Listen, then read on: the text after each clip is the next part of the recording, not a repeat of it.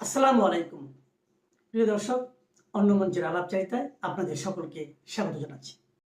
নমস্কার, আমি তরুণ ঘোষ। আপনারা তো সবাই জেনে গেছেন 9 তারিখে একটা সিক্রেট ডিল এগ্রিমেন্ট হচ্ছে।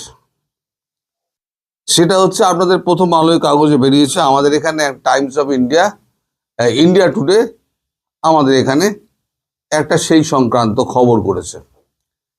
খবরটা হচ্ছে একটা সিক্রেট ডিল হচ্ছে, নন ডিসক্লোজার এগ্রিমেন্ট। এই জানুয়ারির মিডলে একটা হয়েছিল নন ডিসক্লোজার এগ্রিমেন্ট, কাউকে বলা যাবে না, পার্লামেন্ট আলোচনা করা যাবে না, পার্লামেন্ট বলে তো কিছু নেই। উনি সব এখন এই নন ডিসক্লোজার এগ্রিমেন্ট নিয়ে এখন কাউকে কোনো প্রশ্ন করা যাবে না, কোনো প্রশ্ন করো না, কোনো জবাব চেয়েও না। এখন কাগজে যেটা বেরিয়েছে, আন্ডার সিক্রেট ডিল বাংলাদেশ সিক্স tariff cuts from US after big win for India. এটা বেরিয়েছে আমাদের 6 তারিখে। US and Bangladesh are reportedly set to sign a trade deal on February 9, just 9 days before election in Bangladesh, first since Sheikh Hasina ouster. দেখুন 6 তারিখে বেরিয়েছে।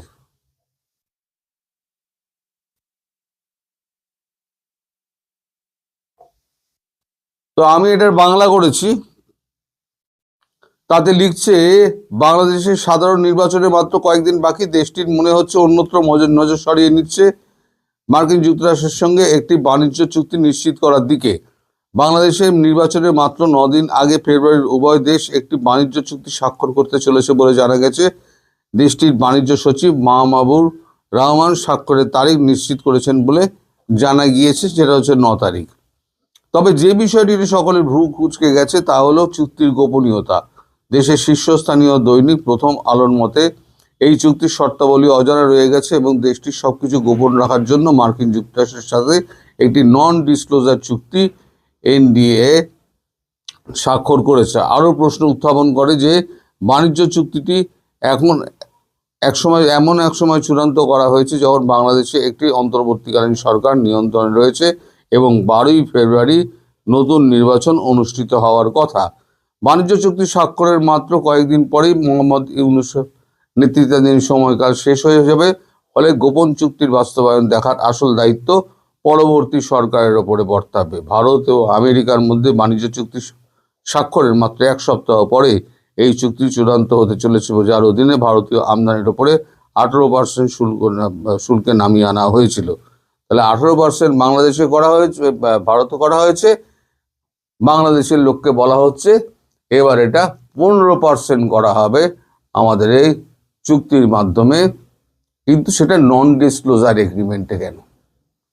প্রশ্নটা সেখানেই জাগছে, নন ডিসক্লোজার এগ্রিমেন্টে কেন? আমাদের এখানে যে চুক্তি, যে কোনো দেশে কোনো চুক্তি কোনো দেশের সঙ্গে হলে পরে সেখানে পার্লামেন্টে একটা বিতর্ক হয়। এটা তো আর সেনা শাসিত দেশ নয়, এখানে একটা ডেমোক্রেসি হলেও, মানে এখন ডেমোক্রেসি নেই, তবুও অনেকগুলো রাজনৈতিক দল রয়েছে, তাদের সঙ্গে আলাপ আলোচনা করার একটা দরকার ছিল। কিন্তু কারোর সঙ্গে মোহাম্মদ ইউনূস কোনো আলোচনা করছেন না। তিনি যাওয়ার আগে বাংলাদেশকে শেষ বাঁশটা দিয়ে যাচ্ছেন। মানে আমি তো যাচ্ছি, তোদের যা বাঁশটা আমি দিয়ে যাচ্ছি, এই বাঁশ নিয়ে সারা জীবন তোরা ভুগবে। ব্যাপারটা হলো এইরকম, মানে আমি তো গেলাম, তোদেরকে মেরে গেলাম। এই লোকটাকে নিয়ে কি করা যায়? এখন এই যে নন ডিসক্লোজার এগ্রিমেন্ট সম্পর্কে আমরা যতটুকু জানতে পেরেছি, তাতে যেটা থাকছে, তাতে প্রথম হচ্ছে বাংলাদেশ 15% নামিয়ে আনবে কি আনবে না US বাংলাদেশের ট্যারিফ, সেটা নিয়ে কোনো রকম নিশ্চয়তা কিন্তু US দেয়নি। কিন্তু US-কে বাংলাদেশ একটা উপহারের ডালি সাজিয়ে দিয়েছে। উপহারের ডালিতে কি কি রয়েছে? রয়েছে চীন থেকে কোনো রকম অস্ত্রশস্ত্র, যন্ত্রাদি ইত্যাদি, প্লেন, তারপর সমরাস্ত্র কিচ্ছু কেনা যাবে না। যা কিনতে হবে সমস্ত US থেকে কিনতে হবে এবং যে দামে বলবে সেই দামে কিনতে হবে। দ্বিতীয় হচ্ছে গুণগত মান পরীক্ষা, সব দেশই একটা গুণগত মান পরীক্ষা করে, যে মাল আসবে তার উপরে, বা ইউএসএ থেকে যে মাল আসবে তার গুণগত মাল কোনো পরীক্ষা করার কোনো ব্যবস্থা করা হবে না। তৃতীয় হচ্ছে, বাংলাদেশকে যে মাল পাঠানো হবে সেই মালের দাম ট্যাক্স শুদ্ধ 15 দিনের মধ্যে তা মিটিয়ে দিতে হবে, অথবা 15 দিনের আগে যে টাকা জমা করলে তবে সেই মাল মানে আমেরিকা দেবে। এবং প্রতি মাসে একটা নির্দিষ্ট বেঁধে দেওয়া হয়েছে যে এত পরিমাণ মাল নিতে হবে। এখন বর্তমানে ইউএস এর সঙ্গে বাংলাদেশের যে মানে ব্যবসাটা চলে সেটা হচ্ছে, বাংলাদেশ আমদানি করে ইউএস থেকে $9 বিলিয়ন এবং রপ্তানি করে $2 বিলিয়ন। তার মধ্যে ম্যাক্সিমামটা হচ্ছে গিয়ে আপনার ওই জামা কাপড়, পোশাক শিল্প। এখন পোশাক শিল্পের তো দফা রফা হয়ে গিয়েছে। এখন এই যে ডিলগুলো হয় না, এই ডিলগুলো কিন্তু এত তাড়াতাড়ি হয় না। আমাদের দেশের ডিলটা দেখুন, আগস্ট থেকে টানাটানি হচ্ছে, এখনো পর্যন্ত ডিল হবে বলে বলছে। মার্চের মিডলে হয়তো ডিল হলেও হতে পারে, যে খবরটা আমি দুপুরবেলা করলাম, মার্চের মিডল হয়ে যেতে পারে। ইউরোপিয়ান ইউনিয়নের সঙ্গে গিয়ে আমাদের ঝপ করে ডিল হয়ে গেল। বহুদিন ধরে আলোচনা চলছে, আলোচনা হতে হতে হতে হতে তার এর আগে একবার উর্সুলা ফ্যান ডার লেয়েন এসেছিলেন একবার ভারতবর্ষে, তখন ওই ডিল নিয়েই কথাবার্তা হয়েছিল মোদির সঙ্গে এবং আমাদের বাণিজ্য মন্ত্রীর সঙ্গে। তো এইগুলো বহুদিন ধরে আলোচনা হয়, কিন্তু কোনো কিছু গোপন থাকে না, যা থাকে সরকার সামনে দেশের মানুষের সামনে তা উপস্থিত করে। কারণ টাকাটা দেবে কে? টাকাটা দেবে দেশের মানুষ। এখন যে চুক্তিটা কেন করছে, এক হচ্ছে ভারতের থেকে আমার ট্যারিফ নিচে, সেটা একটা দেখানো, যেটা বাস্তবে হবে না। আর দ্বিতীয় হচ্ছে, এই ডিপ স্টেটকে ধরে আমাকে এবার বার করো, আমি তোমাদের বাকিটুকু দিয়ে দিলাম, যতটুকু যা দেওয়ার দেশটাকে আমি তোমার হাতে বেছে দিলাম, সমস্ত কিছু তুমি কন্ট্রোল করো, আমি এখান থেকে আমাকে তুলে নিয়ে যাও, আমি এখান থেকে সেফ এক্সিট চাইছি।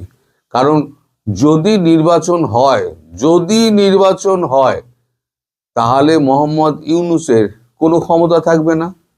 তিনি এবার বসে বসে কি ঘন্টা বাজাবেন না, তিনি এখান দিয়ে কাটবেন।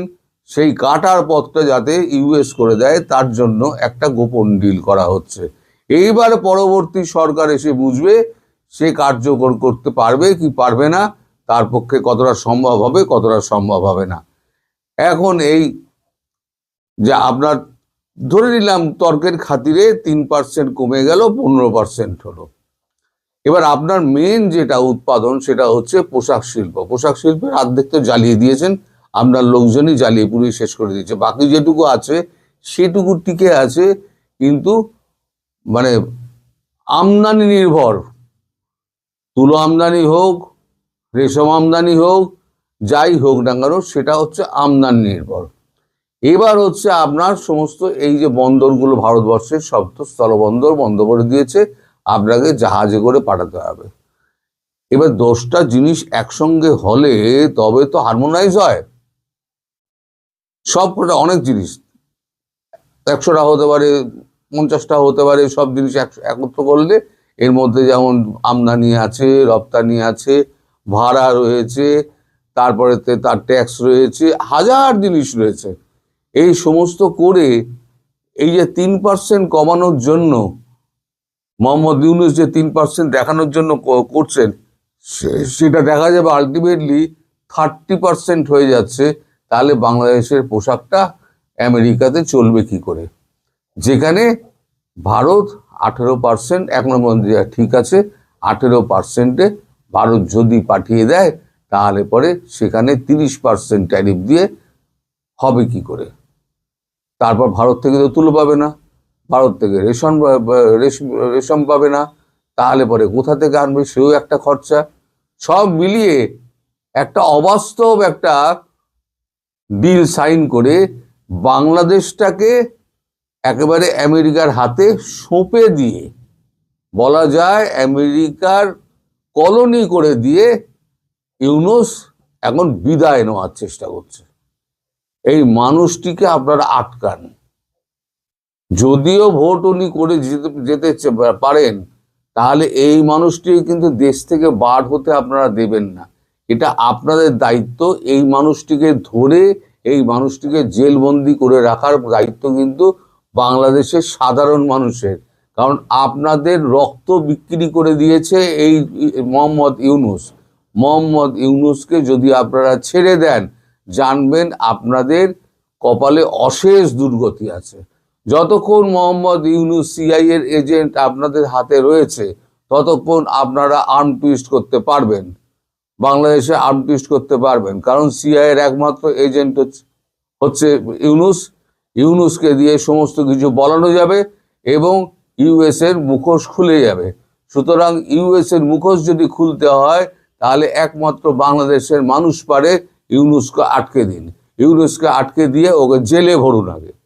তারপরেতে পরবর্তী সরকারের কাজ হবে তারপর বিচার প্রক্রিয়া শুরু করা এবং ইউনূসকে দিয়ে স্বীকারোক্তি আদায় করা কি কি তুমি নন ডিসক্লোজার এগ্রিমেন্টে তুমি দিয়েছ। গাড়ি থেকে আরম্ভ করে সাধারণ পণ্য যা কিছু আসবে সমস্ত ইউএস থেকে আসবে, অন্য কোনো জায়গা থেকে আসবে না। এইটা আপনাদের ঘাড়ে যে একটা বোঝা চাপিয়ে দেওয়া হচ্ছে, ইউএস এর যে রেট, সেই রেট আপনাদেরকে যে বোঝা চাপিয়ে দেওয়া হচ্ছে, সেই বোঝা কিন্তু আপনারা বইতে পারবেন না। আপনারা পুজো হয়ে যাবেন। আপনারা খুব অল্প বয়সে আপনারা বৃদ্ধ হয়ে যাবেন।